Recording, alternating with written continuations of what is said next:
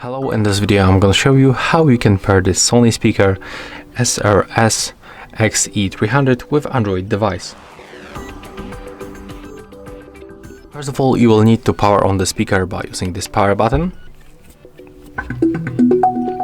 And next, click on this Bluetooth button once.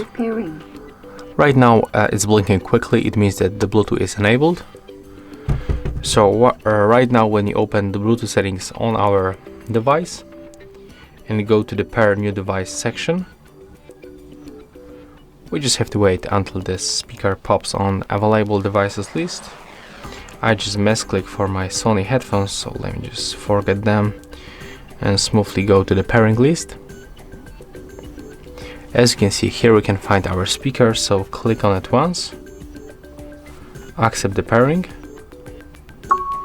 Bluetooth connected. As you can see and also as you can hear, we are successfully connected, and in the next step we can simply open the Play Store, tap on the search pool, and we have to get the Music Center application from Sony.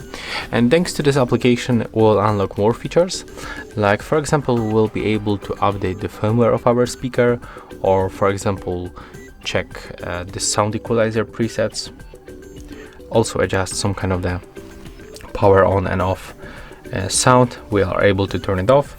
So when you download and open this application at the first, you have to accept all permissions that pops on your screen. So simply click here and accept everything that will pop. And as you can see, right now when you previously connect the speaker by the standard Bluetooth settings, we will be also able to already use it.